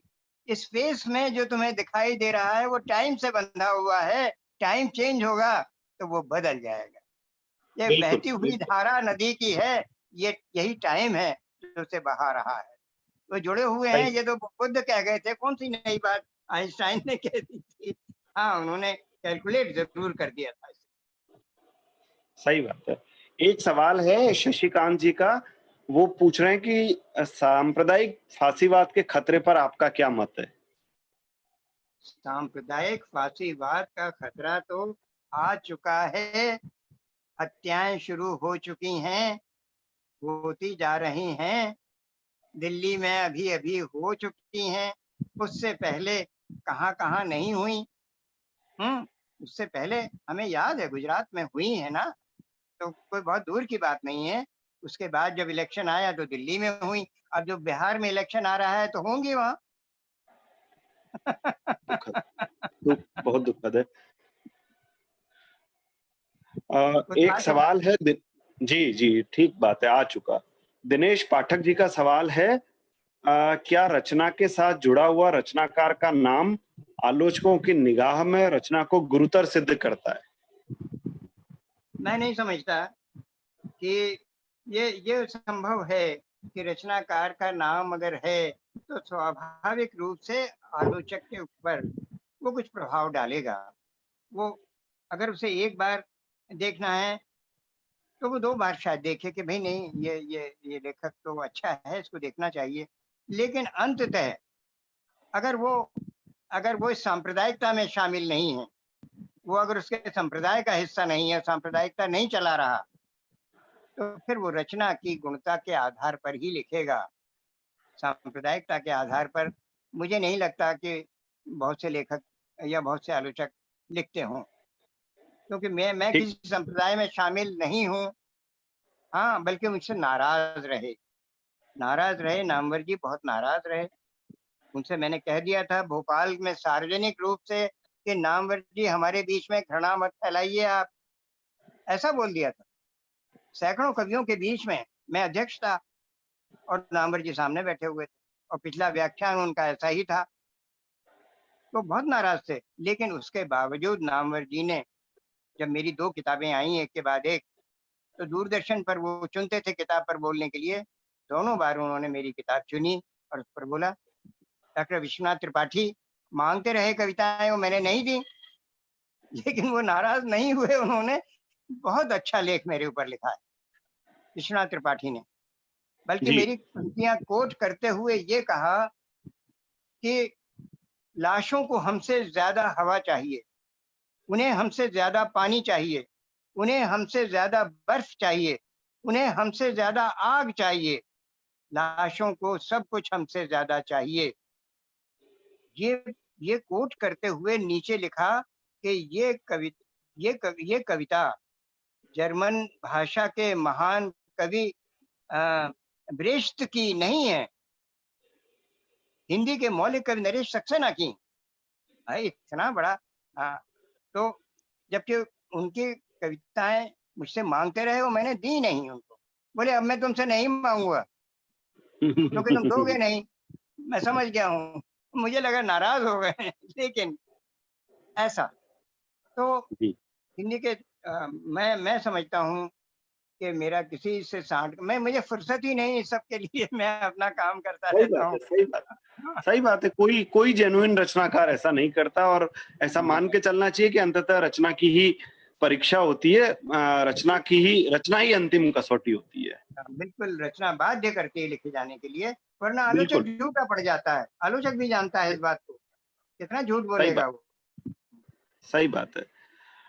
डॉक्टर जीवन सिंह जो कि अलवर में रहते हैं, आलोचक, कविता के आलोचक हैं, आप जानते हैं उनको, नाम से परिचित हैं। उन्होंने 2 सवाल अभी इस पूरी बातचीत को सुनते हुए भेजे हैं। पहला सवाल है उनका, कविता और राजनीति का रिश्ता कैसा और कितना होना चाहिए? एक-एक करके ही कर लेते हैं। तो पहले इसी सवाल पर आप बात कर लें, कविता और राजनीति का रिश्ता कैसा और कितना होना चाहिए? देखिए, चूंकि राजनीति हमारे जीवन के हर हिस्से को प्रभावित कर रही है, जी, न सिर्फ हमारे जीवन को, हमारी आवश्यक चीजों को, हमारे बीच के सौहार्द को मनुष्य से अलग करने का काम इस वक्त राजनीति कर रही है। घृणा फैला रही है, सांप्रदायिकता फैला रही है, पर्यावरण का विनाश कर रही है, बच्चों को पढ़ने नहीं दे रही है, बजट घटा रही है, शिक्षा का, स्वास्थ्य का बजट घटा रही है। यानी जो पहले से ही घटा हुआ है उसको और घटा रही है। तो वो जब हमारे जीवन को प्रभावित कर रही है और हम अपने जीवन के बारे में लिखेंगे, तो उस राजनीति को कैसे भूल जाएंगे? ठीक असंभव बात है। है। लेकिन हम पार्टी का नारा नहीं लगाने लगेंगे। हम किसी पार्टी का या किसी राजनीतिक दल के विरोध का नारा तो कविता नहीं होगी। हो सकता है शैलेंद्र जैसे कवि थे, शैलेंद्र ने ये काम किया और जो संगठनों का काम है उसके लिए बहुत गुंजाइश है कि हम ऐसे नारे, ऐसे गीत, क्योंकि ये नारे हमेशा छंद में आते हैं, गद्य में नहीं आते। जी, जी, तो जी, सही बात है, सही। जीवन सिंह जी का पूछना सही है कि राजनीति के बिना इस समय कविता का होना असंभव है। हमेशा कविता जो है अपने समय के जीवन के बारे में कहेगी, तो राजनीति अपने आप प्रभावित होगी उससे। जी। बिल्कुल सही बात है, सही बात है। दूसरा सवाल उनका है आज की आलोचना से आप कितने संतुष्ट हैं? कविता के विकास में आलोचना की कोई भूमिका होती भी है या नहीं? हाँ, बिल्कुल होती है। बहुत बार आलोचक उन चीज़ों के बारे में बताते हैं जिसका हमें बोध नहीं होता दरअसल। कविता लिखना कई बार सरल होता है, लेकिन उस दर्शन को देखना, उस परंपरा को देखना, उस इतिहास को देखना, ये तो आलोचक का काम होता है। आलोचक के सामने अ, हम बहुत कम पढ़े लिखे होकर भी कोई अच्छी सुंदर पंक्तियाँ लिख सकते हैं, लेकिन बेपढ़ा लिखा होकर के कोई आलोचक आलोचक नहीं हो सकता। उसे तो इतिहास का, परंपरा का, भूगोल का बड़ा ज्ञानी होना ज़रूरी है और सदहृदय भी। जी, तो अब जी। मेरे सामने 2 आलोचक हैं। एक एक पल्लव हैं और एक जिनका ये प्रश्न है। मैं दोनों आलोचकों को बहुत चाहता हूँ, पसंद करता हूँ। मैं अ, जीवन सिंह जी, जी को भी पसंद करता हूँ और पल्लव को भी पसंद करता हूँ। इसके बीच में जो भी हैं, वो मेरे बहुत आदरणीय हैं। तो मैनेजर पांडेय जी हैं। हाँ, जी, और जी। उन्होंने उन्होंने मुझे नागार्जुन सम्मान दिया अभी कुछ दिन पहले। हाँ, तो और भी आलोचक हैं, पुरुषोत्तम अग्रवाल हैं। तो पुरुषोत्तम जी ने मुझे वो कबीर सम्मान के जूरी में वो शामिल थे, जो सभी भारतीय भाषाओं में किसी एक कवि को दिया जाता है। वो हिंदी का बिल्कुल। पुरस्कार नहीं है, हिंदी का सम्मान नहीं है वो। जी, जी, सारी जी। भारतीय भाषाओं में किसी एक कवि को चुना जाता है, तो उसमें वो जूरी थे। तो और वैसे भी मैं उन्हें जानता हूँ, उनको पढ़ता हूँ। कबीर के ऊपर उनकी पुस्तक मैंने पढ़ी है और कहीं-कहीं उसमें पुस्तक की व्याख्या में भी जटिलता है, जो मेरे अज्ञान के कारण है। तो ज्ञान जो है आलोचक का के लिए बहुत ज़रूरी है, जितना कवि के लिए नहीं है। कवि के लिए संवेदना और भावना के वशीभूत होकर भी कुछ लिख सकता है, लेकिन संवेदना और भावना मात्र से आलोचक का काम नहीं चल सकता। पल्लव जी, सही बात, ये सही बात है, सही बात है। आखिरी आखिरी जी, सवाल तो नहीं है, आखिरी बात है, सुधीर सिंह जी ने एक आपके लिए एक सुझाव भेजा है या एक हम सबके मन की बात उन्होंने कही है, एक तरह से टिप्पणी की है। उन्होंने ये कहा है कि इस बातचीत के समापन पर वरवर राव की रिहाई और ज़रूरी इलाज की माँग की बात अगर आप जोड़ दें तो अच्छा रहेगा। क्यों नहीं? अरे ये तो आप बहुत सिर्फ़ उनके वरवर राव अकेले नहीं हैं। ऐसे बहुत से लोग हैं जो सत्य के लिए, न्याय के लिए, शोषितों के लिए लड़ रहे हैं, आवाज़ उठा रहे हैं। उन्होंने कोई अपराध नहीं किया। उन उन्होंने अपराध नहीं किया, उन्होंने मनुष्यता के पक्ष में ऐसा काम किया है कि उनको अभिनंदन उनका किया जाना चाहिए। मैं निश्चित रूप से वरवर राव और उनके साथ ऐसे तमाम सारे लोग जो जो गिरफ्तार कर लिए गए हैं, इसमें स्त्रियाँ भी हैं, महिलाएँ भी हैं, पुरुष भी हैं, निर्दोष लोग हैं। वो गरीबों के पक्ष में कुछ आवाज़ उठा रहे हैं, न्याय माँग रहे हैं वो और कुछ नहीं कर रहे। हाँ, मैं निश्चित रूप से उनकी रिहाई की माँग इस मंच से करता हूँ, पल्लव जी, और अपने सारे श्रोताओं से ये निवेदन करता हूँ कि जिस तरह भी हो, जिस जिस जिस मंच से संभव हो, तो उस पर अपनी आवाज़, अपने हस्ताक्षर करें कि उनको न्याय मिलना चाहिए। नौलखा हैं, और भी लोग हैं, बहुत लोग हैं। तो उनको गिरफ्तार ही क्यों किया गया है? सारा सवाल ये है। अभी जिनको जो गर्भवती हैं, क्या नाम उनका? जिनको ये कह कर के उनको रिहा किया गया कि इनकी विशेष परिस्थिति को, शारीरिक स्थिति को देखते हुए रिहा। अरे उन्हें गिरफ्तार ही क्यों किया था? पहले तो ये बताइए। हाँ, आप शारीरिक परिस्थिति में उनको जी, जी। वो दे रहे हैं, ज ज़मानत दे रहे हैं, आप पहले ये बताइए कि उनका अपराध क्या है? तो मैं जी, जी, बिल्कुल जी। रिहाई की मांग करता हूँ और अपने सारे श्रोताओं को कहता हूँ कि मनुष्यता के हक में ये हमारा कर्तव्य है कि हम उस रिहाई की मांग में शामिल हों। बहुत धन्यवाद पल्लव जी। तो जी, जी, मैं सबसे पहले तो मैं आपका आभार व्यक्त करता हूँ, आपने इतना सारा समय निकाला, इतनी सारी बातचीत की, सारे सवालों का सहानुभूतिपूर्वक उत्तर दिया और अपनी कुछ कविताएँ भी सुनाई। हाँ, एक आभार और इस कार्यक्रम को समाप्त करने से पहले एक और जो माँग रह गई है जनता की, कुछ आप अपनी पसंद की कोई कविता सुनाना चाहें या अपनी तरफ से कोई बात कहना चाहें तो ज़रूर आप कह दें। अभी कोई ऐसा समय का वो नहीं दबाव है कि हम इसको तत्काल समाप्त कर दें। वक्त होता है जब पत्ता खड़कने का बहुत बड़ा अर्थ होता है, वरना ढोल पीटना व्यर्थ होता है। वक्त होता है जब पत्ता खड़कने का बहुत बड़ा अर्थ होता है, वरना ढोल पीटना व्यर्थ होता है। वक्त होता है जब नंगा होना धर्म होता है और कपड़ों के भीतर घुसा रहने वाला कपड़ों से बाहर आ जाने वाला नहीं, उसमें घुसा रहने वाला ज्यादा बेशर्म होता है। वक्त होता है जब जब पत्थर का नहीं, पानी का स्पर्श भी बहुत सख्त होता है। और जैसा कि वो बुजुर्ग कभी कह गया है कि उस वक्त जो आंख से टपकता है वो पानी नहीं, रक्त होता है। वक्त होता है जब पत्ता खड़कने का। और दोस्तों, जिसे कुछ कर गुजरना है, जिसकी घड़ी औरों से अलग चलती है और कुछ कर गुजरना है, उसके लिए ऐसा वक्त तो हर वक्त होता है। वक्त होता है जब पत्ता खड़कने का बहुत बड़ा अर्थ होता है। तो साथियों, कविताएं तो बहुत हैं और ये मेरे लिए कविता से बाहर आ जाने का वक्त है दरअसल जीवन में। क्योंकि जी। एक कविता है मेरी कि टेलीविजन खोलते ही एक काला लबादा ओढ़े एक नकाबपोश छुरे चमकाता है। हुँ, मैं चैनल बदलता हूँ जी। तो गेरुआ लबादा ओढ़े एक मुस्टंडा छुरे चमकाता है। लेकिन ये हुँ, छुरे उसके हाथों में नहीं, उसके शब्दों में हैं, जो लाखों हुँ, दिमागों में एक साथ घुस सकते हैं।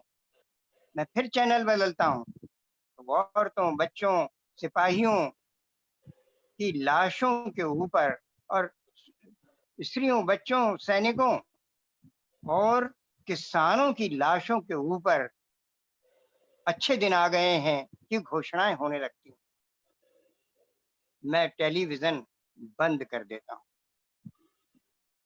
मैं टेलीविजन बंद कर देता हूँ। जानता हूँ कि टेलीविजन बंद कर देने से छुरों का चमकना बंद नहीं हो जाता, बल्कि वो मेरी गर्दन के और नजदीक आ जाते हैं। मैं इस वक्त मेरे लिए और इस उम्र में मेरे लिए ये निर्णय निश्चय ही कुछ सख्त है। लेकिन दोस्तों, अब मेरे साथ आप सबके लिए ये कविता से बाहर आ जाने का वक्त है। जी, तो बहुत सुंदर, बहुत सुंदर। तो नमस्कार। आपका फिर आप से बहुत-बहुत धन्यवाद, सभी श्रोताओं का, दर्शकों का धन्यवाद। मैं इस जी जी मेरे लेखक मेरे सवाल में हम लोग बात कर रहे थे, मैं बात कर रहा था, आप सबके सवाल श्रोताओं, पाठकों के सवाल मैं पहुँचा रहा था नरेश सक्सेना जी तक। हिंदी के जाने-माने कवि, हिंदी के जाने-माने लेखक, साहित्यकार नरेश सक्सेना जी लखनऊ से, उनसे हम लोग बात कर रहे थे। मेरे लेखक मेरे इस सवाल की इस कड़ी में भाग लेने के लिए, इतना सारा समय देने के लिए नरेश सक्सेना जी का बहुत-बहुत आभार। राजपाल एंड सन्स का आभार जिन्होंने इस आयोजन को संभव बनाया और मुझे आप सब लोगों के साथ जुड़ने का, नरेश सक्सेना जी से बात करने का अवसर दिया। अगले इतवार फिर हम लोग मिलेंगे मेरे लेखक मेरे सवाल की नई कड़ी के साथ। आप सबसे आग्रह है कि जो आप सवाल पूछना चाहते हैं, जो जो भी आपके मन में टिप्पणियाँ हैं या सवाल है, आयोजन से पहले, कार्यक्रम से पहले भेज दें ताकि उन्हें शामिल करने में हमें कोई दिक्कत ना हो, हम अधिक से अधिक सवालों को लेना चाहते हैं, ज्यादा से ज्यादा लोग इस बातचीत में शामिल हो, ये हम सबकी इच्छा है। आप सबका बहुत-बहुत धन्यवाद। नरेश जी, अगली आपका बार विशेष रूप से पल्लव जी, अगली बार कौन आने वाला है? ये है अच्छा, अभी तो मुझे तय नहीं। लगता है राज्यपाल वाले बता पाएँगे, अच्छा, मेरी भी अच्छा, जानकारी नहीं है। अच्छा, हुँ, अच्छा। ठीक है पल्लव ठीक, जी। नमस्कार, बहुत-बहुत धन्यवाद। धन्यवाद।